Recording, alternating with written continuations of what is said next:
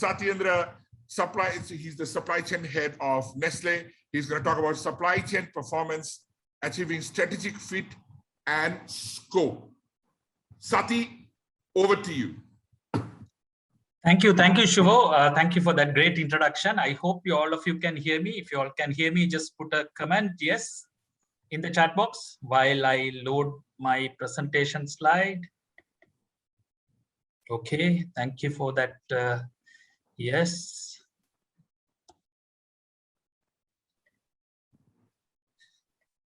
Hope all of you can see my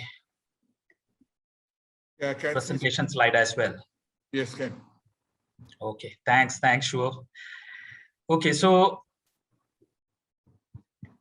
just 48 hours before, Shivo called me and said, yes, the speaker is unable to come for this today's session, and whether I can do this session. And the topic is already fixed: supply chain performance and achieving strategic fit and scope. So I decided to take the challenge. So Shivo has the habit of pushing me to take the best out of me. He has been doing this for some years.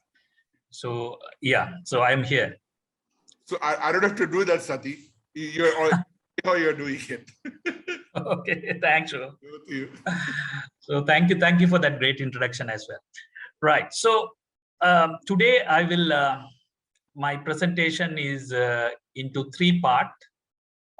We have the first part. I will just cover the external environment situation, the new normal with the pandemic, because we have to talk about it. That's something very special happening. I mean, last 1.5 years, one of the area which went through the biggest challenge is supply chain, and due to pandemic, and supply chain was really making the difference for many businesses. So I have to talk about this. So I will start with that. Then I will get into the core of the topic: supply chain strategic fit and the scope. And then just talking about strategic fit and scope will not help. I will also talk about some of the enablers. Right. So let's get into the external environment, the new normal.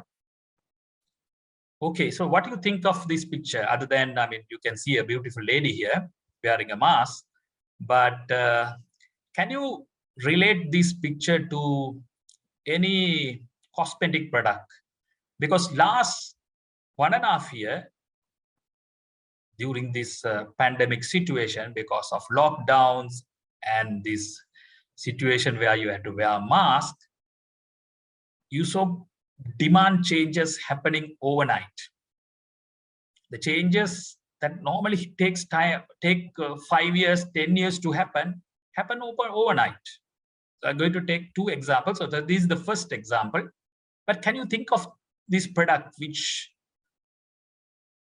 overnight the demand changed drastically? If you all have any guess, please put it into the chat box. Which product, a cosmetic product used by ladies, there was a huge change in demand? And anybody want to guess? I don't see any comments. Okay, right, it's coming. Eyeliner, lipstick. Leroy is saying eyeliner. Okay. Chandika is saying lipstick. All right, sorry, I couldn't see the comment box. Okay, thank you. Yes, so lipstick is the answer, because most of the ladies were forced to stay at home, and also when they go out, they were wearing the mask. Globally, the lipstick sales came down drastically, right? So as you know, the demand numbers are one of the biggest thing that drive the supply chain strategy, and the design, everything depends on the demand number. So these changes really impacted the supply chain strategy, right? Now let me go to another example. Okay, the slide is not moving. Give me a second. Okay, let me load the slide again. Toilet paper. What happened to toilet paper? If you all can remember, as soon as pandemic hit, this is one of the item in the headlines. What happened? Suddenly, toilet paper demand went up drastically. And we saw news items in, especially in the Europe and US and Japan, Singapore, the toilet paper was out of stock in the supermarkets. And people, this news came out in the all the news headlines. So leaving apart why people started suddenly stocking up toilet paper, that's a different thing. That's a marketing issue. That's not the focus of this discussion. But again, huge challenge to the supply chain. Again, it's a supply chain challenge. And so if we can little bit deep dive into this toilet paper fact sheet, you know, there are different types of toilet papers, right? What you use in household, it's a different quality. What you use in hotels, institutes, and restaurants, it's a different quality. For industries, for hotels, it's more cost-effective solutions and bigger size. Whereas for household, smaller size toilet papers and also quite expensive than the industry one, right? So when people start staying most of the time at home because of the lockdowns, the demand completely fluctuated. The out-of-home consumption drastically came down and the in-home consumption went up. So again, a big demand challenge. So if somebody asks, well, for me, supply chain is supermarket, right? I go to supermarket and I look for the product and it's not there. But then we need to realize, I mean, some of you are from supply chain, you will definitely appreciate the fact there is a supply chain behind those supermarkets, right? So if you look at the toilet paper, it starts with a virgin material, raw material, or probably a recycled material, and then it gets processed, it goes through the pulp mill, paper mill, then the toilet paper production happens, then it goes through the warehouse, distribution, retail, consumers. So what you see here, people think, okay, this is the supply chain, the supermarket, but there is a supply chain behind it. And what we have to realize here is that each and every step in this supply chain got impacted because of the demand change. I mean, your distribution center is designed for a certain capacity, certain demand number. Your supplier contracts, your supply contract. So everything got disturbed. So it's quite a big challenging environment. And we also saw disruption across value chain, not only the demand numbers. I mean, I know some of you are, I mean, most of you are from supply chain industry, and all of you know how the industry got impacted in terms of shipping, supplies. Some of the suppliers were, I mean, if it is overseas suppliers, some of the markets, countries went through lockdown. There was disruption in supply. Port operation has its own challenge, and your own operation, because of the safety concern, you have to ensure social distancing and the safety. Production started slowing down. Logistics, you had challenges. So the entire supply chain, we had challenges. So this is new normal. And I mean, you might ask, okay, now people are getting vaccinated and why I'm talking about this. But one thing we have to realize is this is new normal. And today, if you see, there are delays in shipping continuing, and the talk is that it will continue even until early next year. And there can be more challenges like these. So external environment challenges is a big one for supply chain. I mean, before pandemic, we heard about VUCA world, volatility and uncertainty, complexity, and ambiguity. But we really experienced the VUCA world during the last 1.5 years, from my experience, right? We spoke before, we spoke about VUCA, but the real experience we went through for the last 1.5 years. So we did many things. I mean, we know the dynamic of demand. Even today, when you have a lockdown, your demand numbers change. Some numbers goes up, some SKU sells less. So people started doing a lot of scenario planning. One of the biggest assumption which was before pandemic is we always assume that past is equal to future. I mean, okay, you add up something basis your sales plan, marketing plan, but more or less it's past will indicate how the future trend is going to be. But we found that past is not equal to future. So there was a big need to replace accuracy with agility. I mean, supply chain always go for accuracy, demand plan accuracy, dispatch accuracy, factory production schedule attainment accuracy, supply delivery accuracy. But this is the time we have to change a little bit of our mindset, and we are forced to focus on the agility rather than focusing on the accuracy part. Because if you really continuously focus on the accuracy, probably you will have, you will be a bit demotivated because things are not happening so accurately as such. We have to be quite proactive, and digitalization got accelerated. So these are certain trends that happened during the last 1.5 years. So in summary, last 1.5 years has been very dynamic in terms of external environment, quite a lot of challenges. So a lot of companies forced to look at the strategy.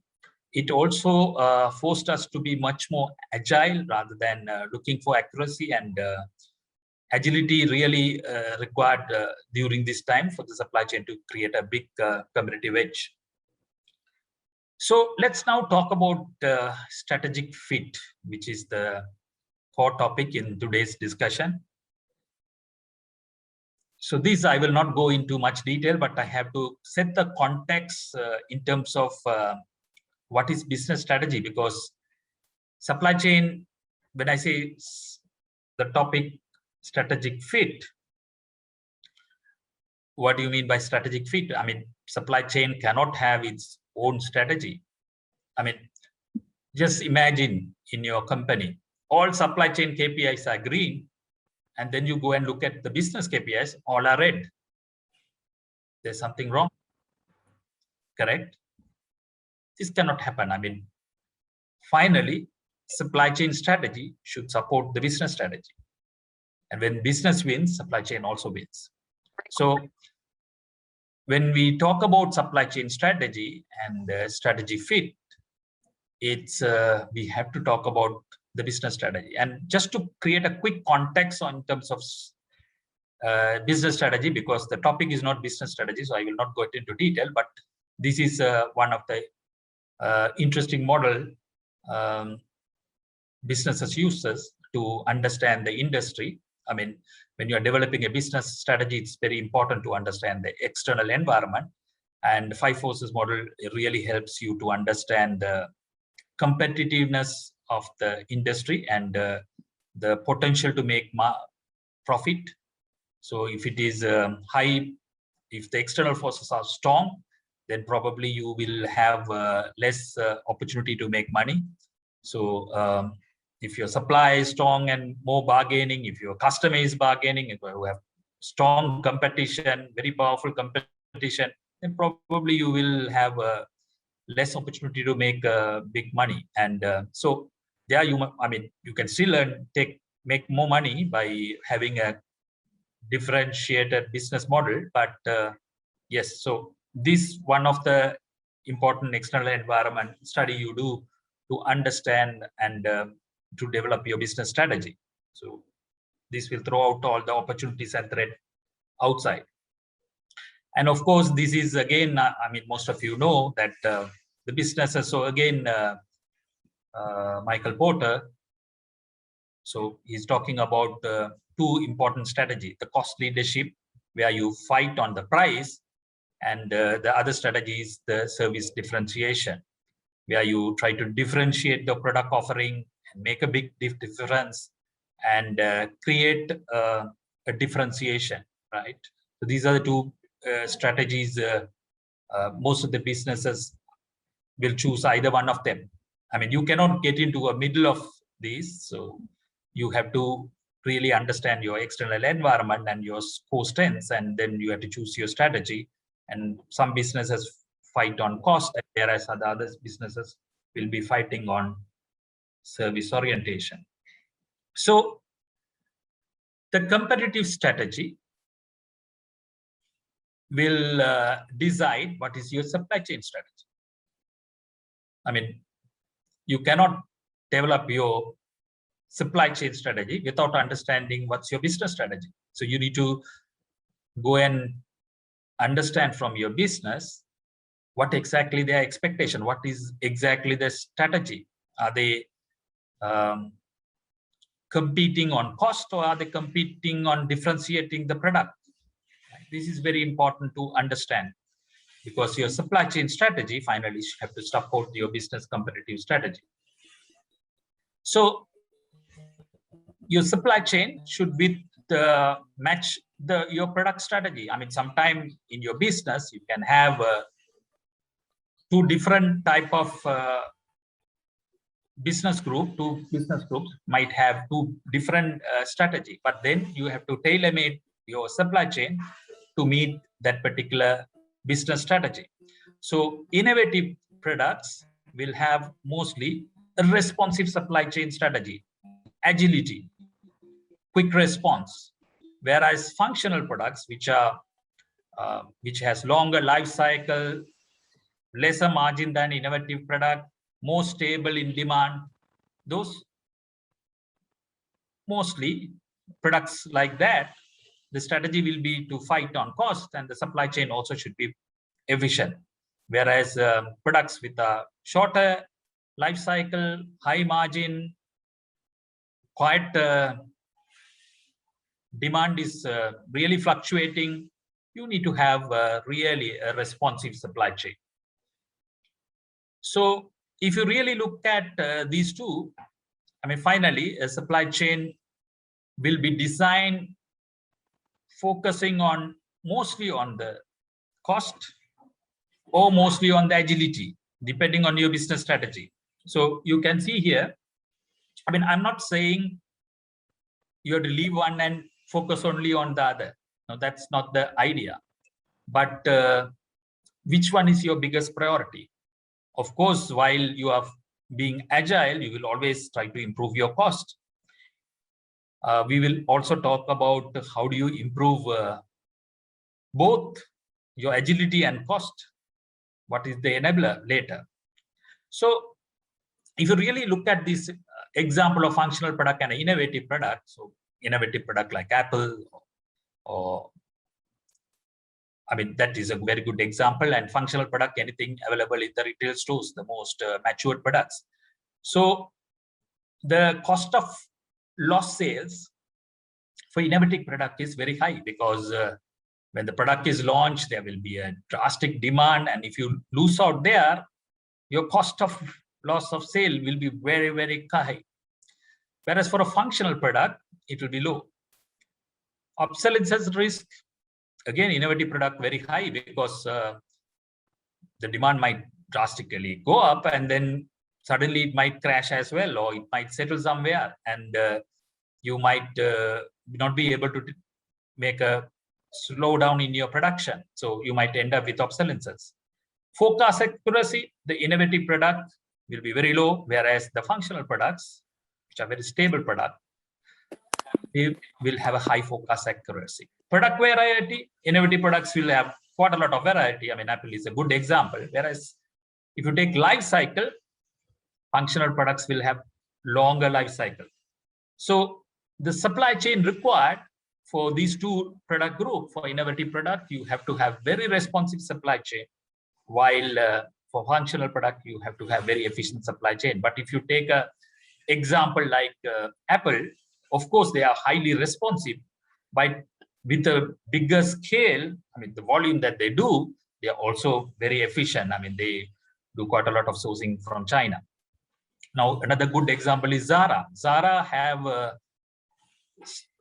they have in their supply chain tailor-made supply chain for both the products. I mean, they have innovative products which they want to turn around from the idea to product in a very short lead time, in 6 weeks, whereas the industry standard is 4 to 6 months.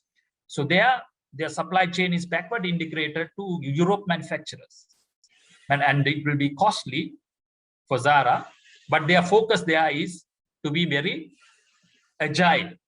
Whereas they have functional products, certain items they sell are very quite stable and long life cycle, standard products. Most of their backward integration in terms of supply chain is with the Asian suppliers, where they are looking at more efficiency rather than the agility. So this is again an interesting area. So it's finally your business will focus on a business strategy. They will have a market segment. They have their customers. So ultimately, the supply chain responsiveness will be based on the customer needs, right? And these are the elements of customer needs which you need to evaluate and see how your supply chain responsiveness have to be decided, right? So say, for example, even if you take a situation where even for a certain same product, like for FMCG and industries, if you take, if you are selling through e-commerce channel, the service level expectation is quite high for the same product. Whereas if you are selling through general trade, through your distributor, the service level expectation is not so high. Your supermarket chain will demand much more service level than your general trade. So you might have to have two tailored supply chain to meet these two strategies. And lead time, some customers needs basis your business strategy and the customers you are targeting. The customer need is shorter lead time. So your supply chain have to be responsive. So while you understand your business needs, and you also need to understand the customers the business is targeting. So when you are taking, I mean, unless you are very clear on your supply chain strategy, which one is your priority, is it the responsiveness or the cost? You have to take that choice. And one interesting thing, I mean, most of you might be knowing Ijasur, who is the man behind CSCM from Bangladesh. So he used to say whenever he do supply chain management training, he asks the participants, mostly from middle management level. He used to ask, okay, do you know what is your supply chain strategy? Do you know what is your supply chain strategy? And he used to say 95% of the participants have no clue.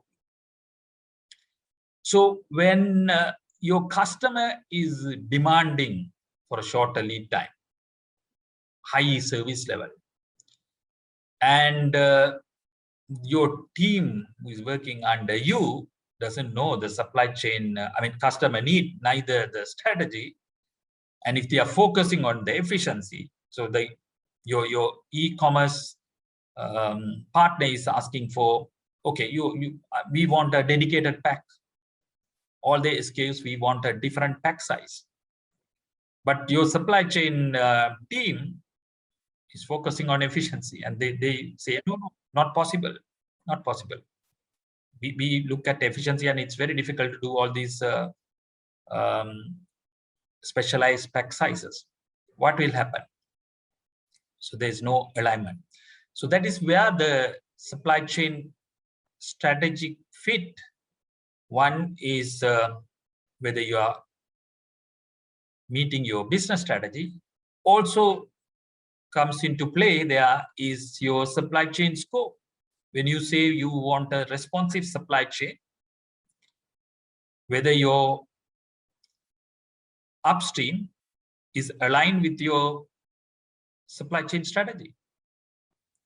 how are you going to strategize your responsiveness? If you are looking for responsiveness, you can decide the responsiveness, high responsiveness at your place, at your organization, and maybe request the supplier to be much more efficient.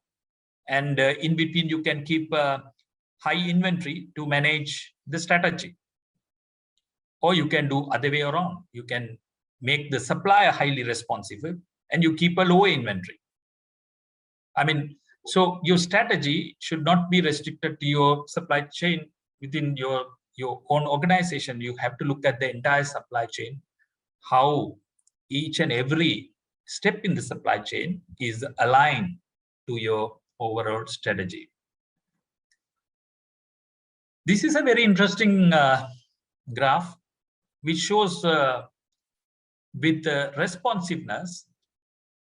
Of course, if you want to be highly agile, it has a cost element. You have to spend money, right? If you want to be very agile, there's a cost. The cost, you have to pay a cost, right? You have to maybe keep extra capacity. You have to have extra inventory. You might have to pay a bit more to the supply, like Zara was focusing on the innovative product where they were backward integrated to the Europe supplier to ensure high agility, but then those things will be at a cost, right?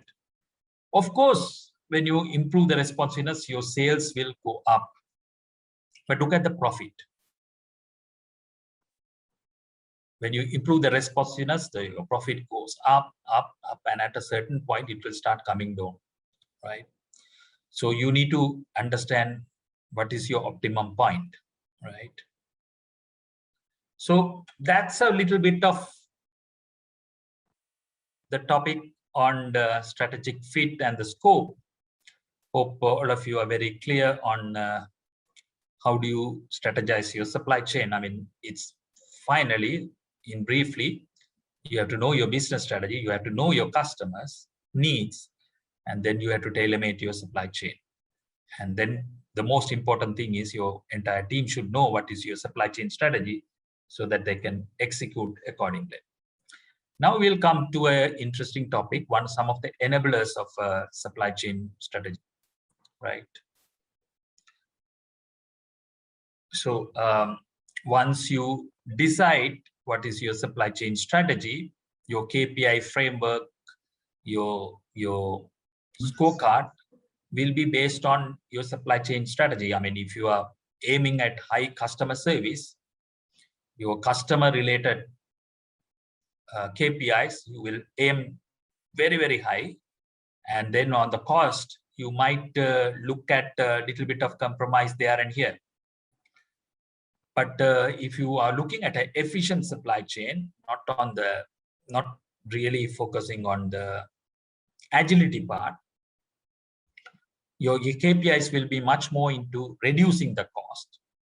Every time you will look at how to reduce the cost, and service level you might not target very high. So finally, your KPIs and your strategy, your actions, everything will be aligned to that. So what are the enablers? I said, I mean, whether you are if you want to develop an efficient supply chain or whether you want to have a agile supply chain, for me, agility is becoming very important for both the supply chain. I mean, irrespective of your strategy, agility is becoming very, very important, because the first part of the presentation, I explained you, the external environment is very volatile. Demand numbers are changing. So you could be efficient supply chain, but then within your efficiency, you have to also build some agility. So I always believe, I mean, this is the statement is from Tony. So Tony used to say, leadership is 80% psychology and 20% mechanics. And I would say delivery agility irrespective of strategy in supply chain means 80% psychology and 20% mechanics. So what it means is that if you want to have a high performing supply chain, you want to execute your strategies at a very high level, and if you want to have a high performance, it's 80% about the mindset, and 20% for me is the mechanics, the functional part. So when I say 80% mindset, I will talk about 3 key enablers under this. The first one is understanding the role of supply chain. For me, the key enabler, one of the key enabler is each and every member of your team have to understand the role of supply chain, and also have a good understanding of end-to-end supply chain. That will ensure whether you are going for an efficient supply chain or a responsive supply chain, you can execute your strategy efficiently and also effectively. And also considering the external environment, if you want to bring in agility irrespective of your strategy, if your members understand the role of supply chain and the end-to-end, they can really make a big difference. So I think this is where the CSCM education comes into place, as the supply chain certification issued by ISCA. So I followed this program about 1 year back, despite my 20 years experience. And one thing I learned is that, I mean, even though 60–70% of the things I learned, I have experienced in last 20 years, still, it really helped me to put the entire supply chain end-to-end into a right perspective, in a very put into a bit of a proper model, and make me think in a very structured manner. So it was really helpful. So CSCM can really accelerate if you in your team, if there are young people who want to really quickly build the end-to-end supply chain skills, CSCM will be really a great course to follow. So what we need to understand, the role of supply chain, each and every member, and I mean, we all know there's only one moment of truth for supply chain. When the consumer goes to the stores and when they are looking for the product, your product should be available. That's the only moment of truth. And that is why we are working. So you can internally fight, you can, with different departments, you can have conflicts, you can have different ideas, you can take certain decisions, but finally, whatever you do, you have to ensure when the consumer go to the shelf, the product should be available, right? So that's the moment of truth. And you have to excuse me for a minute. I think the slide is again not moving. Give me a second. Yeah, okay. So the role of supply chain, the supply chain was born to orchestrate the material, cash, and information flow. We have to ensure the smooth material flow from the supplier to the customer, consumer. And we have to ensure the information flow from customer to the supplier. This is what we do. And then when we do this properly, the cash flow will happen from the consumer to the supplier. So if we understand this end-to-end nature of supply chain, irrespective whether you work in the distribution center or planning, if you can see this big picture, and if you can understand how your role is going to impact the end-to-end, you can really make a difference. So one of the key enabler for me is if you want to implement your strategy effectively, more your members knows the end-to-end supply chain, and they also understand finally why they are working for. I mean, all what you are doing in supply chain is to ensure the customer need. I think you can effectively implement your supply chain strategy. So in my team, I always encourage my team members to think end-to-end when they come with a certain issue, I always start questioning upstream and downstream situation so that they understand the decision that they are going to take, how it is going to impact. Otherwise, people will start working in their silos. They will take decision to support their individual functional KPIs, but then overall supply chain strategy is quite different, right? So this e-commerce example, as I said, I mean, your distribution center can say when the customer, the e-commerce partner is asking for custom-made product, your distribution center, if they are focusing on efficiency, they might say, no, sorry, this is extra cost for us. We will not be able to do this. But your supply chain manager, the leader, has aligned and he has a strategy to be very agile. Now see what will happen. So it's very important that each member, while understanding the supply chain strategy, also have to understand the end-to-end and also understand the customer needs.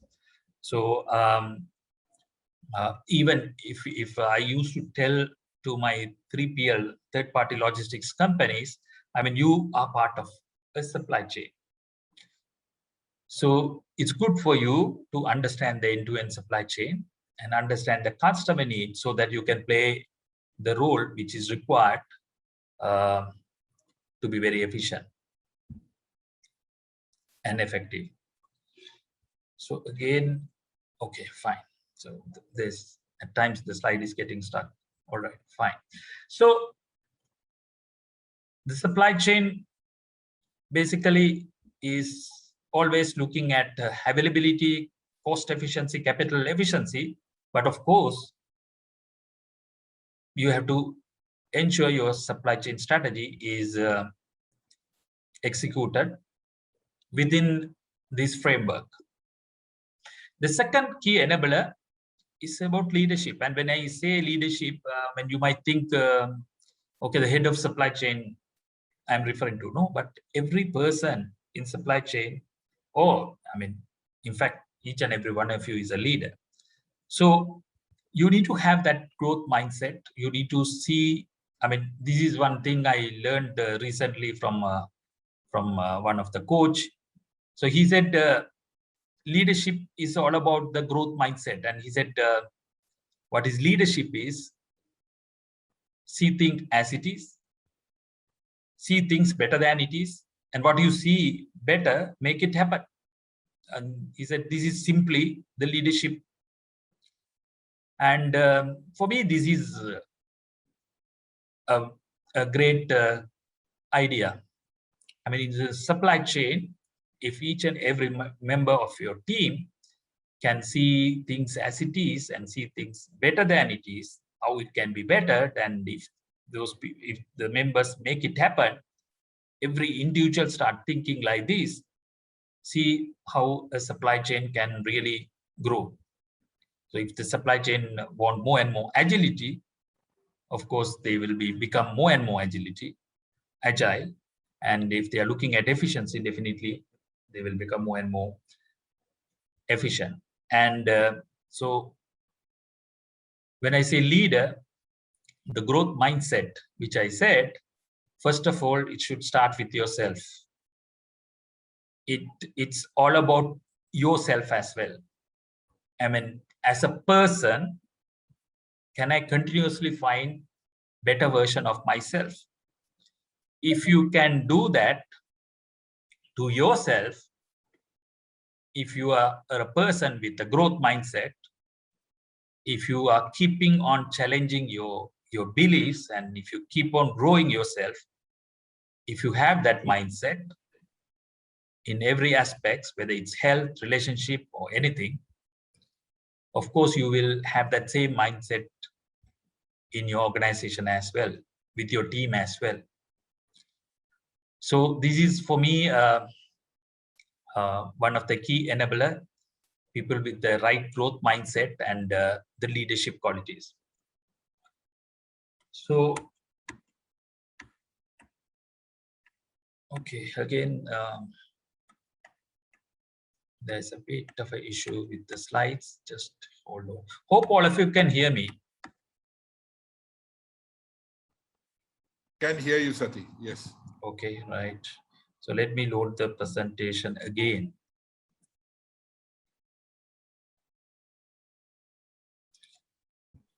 Yeah, can see the presentation. Yeah, its slide is not moving. Just give me a second. Okay. I love that slide. You like this slide? See, Yes.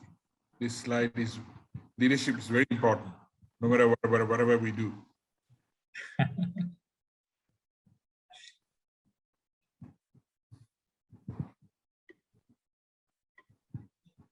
Okay, sorry about it.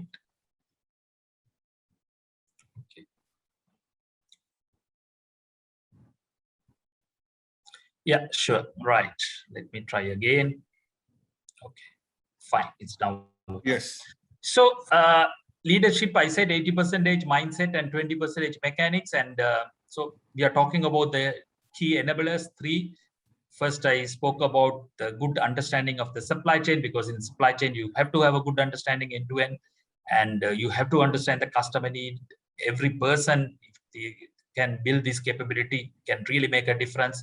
The second key enabler was on the leadership. So the first 2 is related to the mindset and the people. The third one on the mechanics for me is the big one is the digitalization. So we saw this slide before. So when you improve your responsiveness, I mean, if you want to be much more agile, the cost goes up. Of course, the sales goes up, and you have an optimum profit. So if your responsiveness is here, digitalization has the capability to move this cost line towards this side, meaning it can improve the cost as well as responsiveness.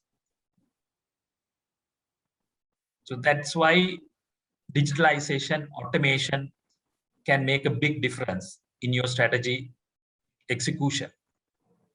So most of the companies are really looking last 1.5 years. I mean, every company was anyway embracing on digitalization, but the last 1.5 years, it is really going on an accelerated phase.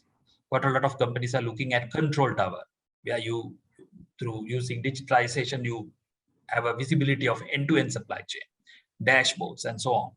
So this really can make a big difference in both. I mean, I said, when you try to improve your agility, you might have to incur in certain extra costs. But when you are very efficient, maybe you might have to compromise a little bit on responsiveness. But agility, this digitalization can help to move both. It can improve both. And good example is a transport management system. Just if you implement transport management system, I mean, any digitalization will do this, but I'll explain this concept using TMS. So transport management system, as you know, can help you to optimize the trucks and choose the right truck size. So there is an optimization element. Also, you can track and trace. You can give visibility to your customers, right? So there is a customer service performance element as well. While you can have an integrated WMS, integrated EDI, you can even integrate it with your customers so that they can see online, and the payment, on-time payments. So a simple transport management system, a digitalization like that, while giving you high customer service, good agility, it can improve the efficiency. So digitalization for me is one of the key enabler for executing your strategy and improving your supply chain performance. So those are the 3 key enablers. So I'll finish this small presentation with this quote. The best time to plant a tree was 20 years ago. The next best time is today. So I hope I was able to give some interesting ideas for you. And I mean, it's good for you to pick maybe a couple of ideas and implement in your supply chain or for yourself as well. Thank you, Shuvo. Thank you very much, Sati. Definitely, as a supply chain leader, definitely you have planted some seeds today. Really appreciate your time. So, ladies and gentlemen, this is the time to ask the question. So it's a Q&A session. If you can go ahead and ask on the chat box, or you can unmute your mic. Do not unmute yourself, unmute your mic. The floor is over to the audience. Any specific question related to the presentation or strategic fit and scope? I thought it was a brilliant, well-rounded presentation. Any questions, ladies and gentlemen?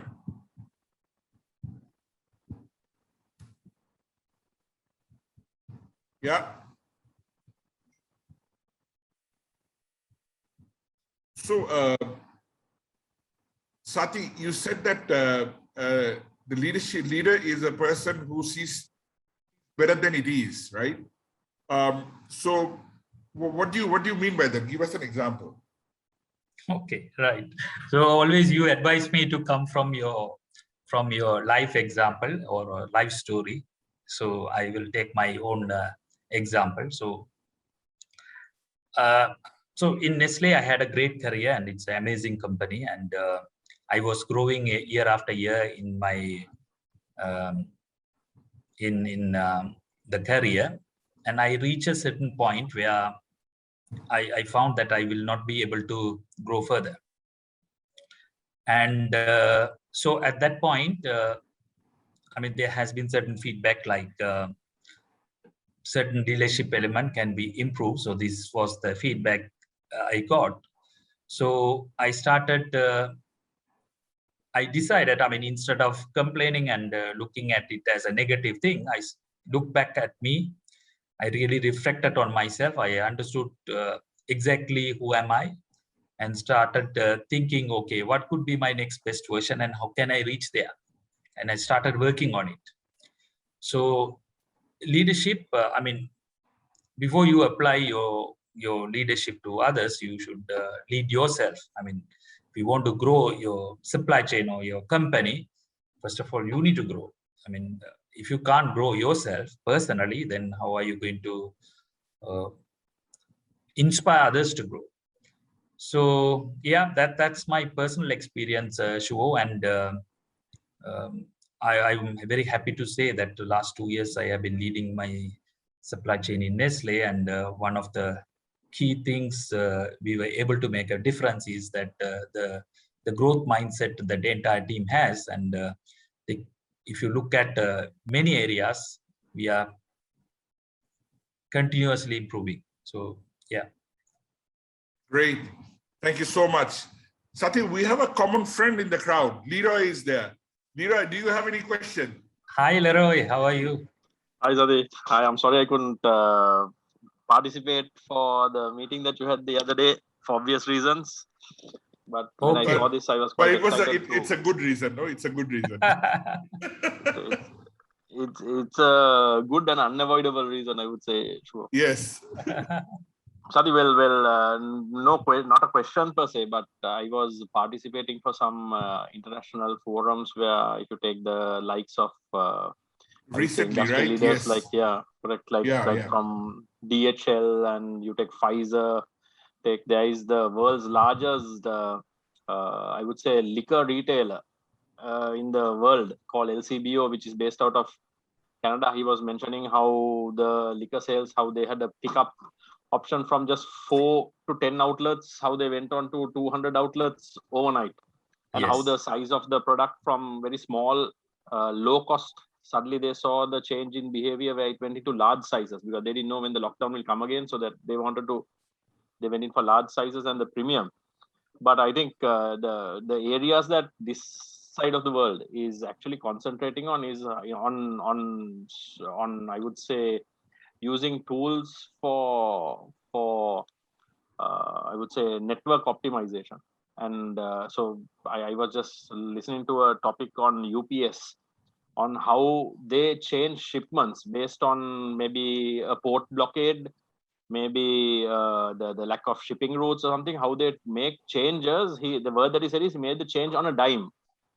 So by just click of a button, they reroute shipments to other ports and make sure that the delay is mitigated and all. And if you can't do that without systems and digitization, and if Absolutely. you see the kind of insights that they shared in terms of technology, in terms of data and all, it's like phenomenal. In addition to that, I presume the other area that they are really looking forward is I would say environment, sustainability.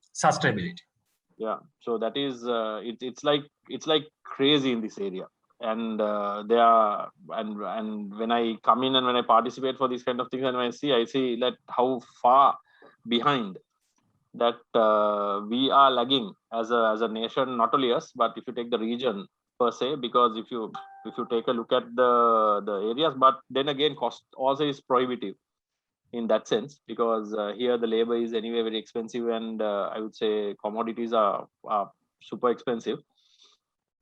But I think the challenges that you mentioned are identical, and by the looks of it, the pandemic was just one issue, and which you were talking about toilet papers and the lipstick and so on. But if you check, people are wondering and complaining in Sri Lanka that the cost of living has gone up and the cars have gone up. Here also, for the first time, I went to buy a car yesterday, and Toyota guys are saying that they are selling second-hand cars 4 years later at a price that was higher than what it came out in the market. So the syndrome in Sri Lanka has now, they said it was a depreciating asset, not anymore for a country like Canada. It has gone up, and it's phenomenal. The cost of all products have gone up, and it's mainly because of a chip shortage.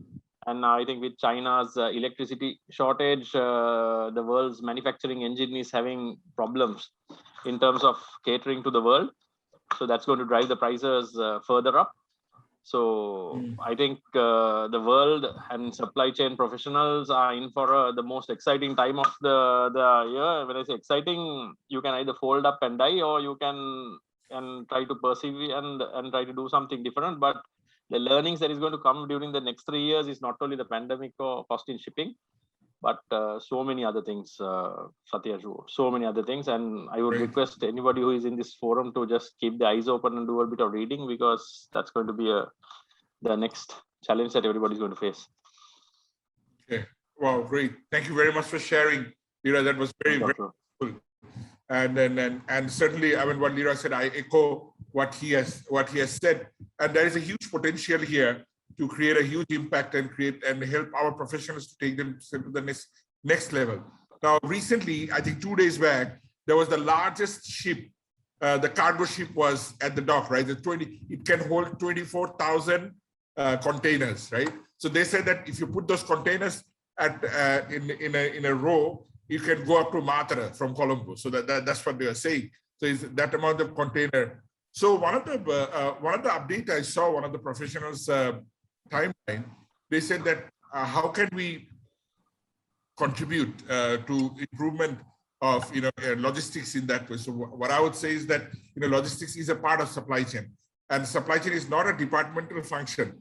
It's an end-to-end function. It's a culture. It's a supply chain is what supply chain does is it simplifies everything. And being in Sri Lanka, the heart of the port that we have, and it will definitely contribute. And that's the way forward. If you have a supply chain end-to-end idea and have a clearer vision that who you want to be for yourself as a leader, so that will definitely give you a more impact, help you to make an impact on the supply chain community as well. So that's why all of us are here, and that's why we are doing this. Any other question? Any other question? I know Sati is eager to answer those questions. Leroy, seriously, good to see you, man. I mean, this has been. I wasn't expecting, but yesterday we were texting and that he was mentioning. So he has recently been appointed as the business development director of EFL in Canada, so which is something to be very proud of. Wow, congratulations, Leroy. Yes, really proud of you. So, ladies and gentlemen, if you have any question, please go ahead and ask, because Sati would definitely answer you. Even if you want, you can even ask Leroy as well, either one of them, or if you want to make any comment about this, please go ahead and put it on your chat box. Yes. Okay, so it looks like everybody's ready to get very that. Clear. Very clear. Yes, yes. But thank you very much, everyone, for joining our 8th episode of Supply Chain Transformation. So look out. Last time we did an announcement of actually, okay, since these both the gentlemen are here, I know Sati is gonna say, Shubho, you're putting me in trouble, right? Last time traveling, that's why we couldn't do that, right? So last time we wanted to do a sustainability webinar for everybody, but for combining both of you. So since both of you are probably next month, I will get in touch with both of you, and then we'll create a sustainability webinar. Are you guys up for it? I know Sati is going to hate me for it, but sorry, Sati, cannot do anything because I don't want to let this opportunity go. I'm sure Lira would be okay. How about you, Sati? On sustainability, yes, yeah? yes. Or we can think about the topic and then do a good session. How about that? Yeah, Lira, you're okay? I'm okay. You are in 6. He's daytime. What time is it there now? It's actually, yeah, it's 10:42. 10:42. Wow. So we are here 8 o'clock at night. So good timing. So no issue. Okay, so we'll organize that. So ladies and gentlemen, there you go. So we will have our one more, not a supply chain transformation. We'll call it some other different name, and definitely we will do this because people need to know about what supply chain, how it is growing, and how it is impacting life. That is very important, right? So with that, ladies and gentlemen, thank you very much. Before I finish, I just want to quickly show you. Thank you, Sati. Thank you, Leroy, for your contribution. And I just want to show you one last thing before I finish. We are having our supply chain, the CSCM session starting on 7th of November. New batch is starting. If you want to go ahead and if you want to know some information about the 7th November program, we'll put a Google link on the chat box. Please go ahead and fill in your detail. We will definitely get back to you. This is one thing I want to clear. This is not to sell supply chain certificate. No, I just want to make sure that, right?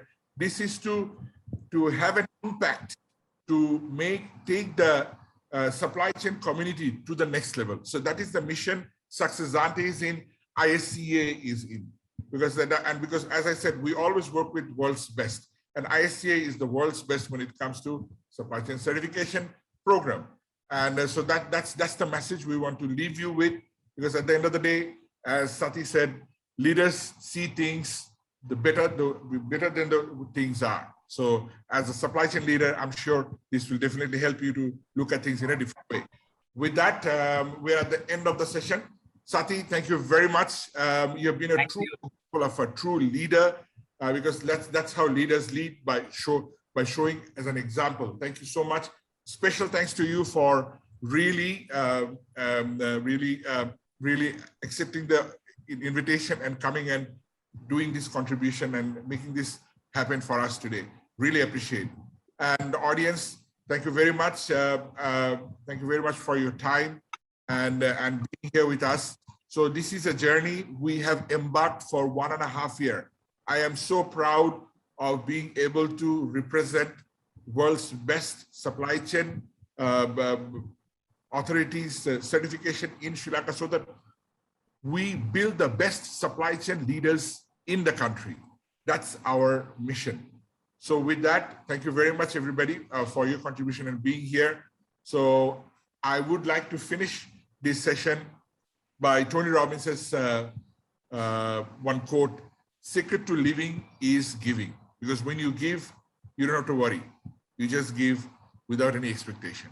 Thank you very much. Have a wonderful weekend ahead. We'll see you next month.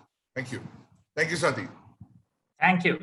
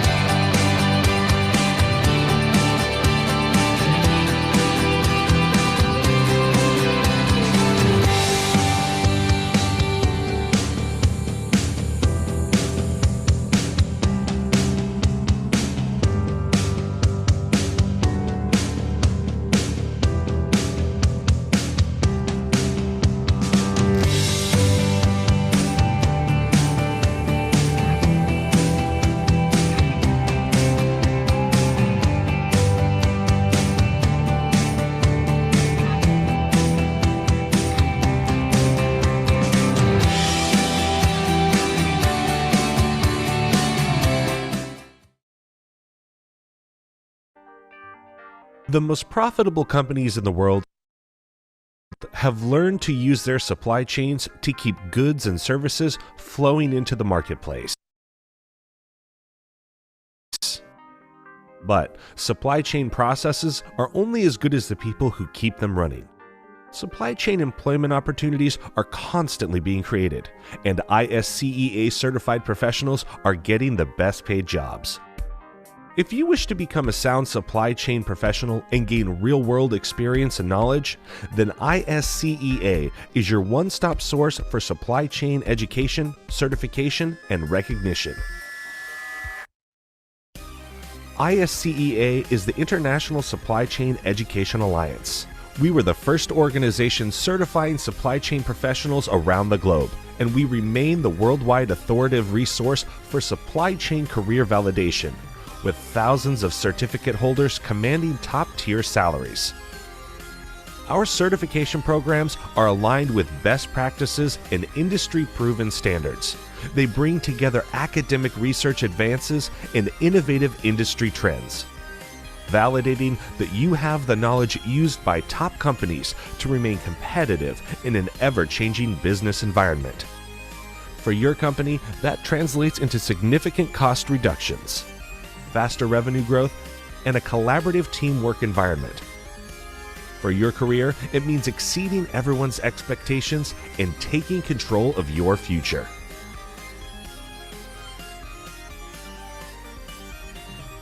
So, what are you waiting for? Stand out from the crowd and take your career to the next level with an ISCEA internationally recognized supply chain certification.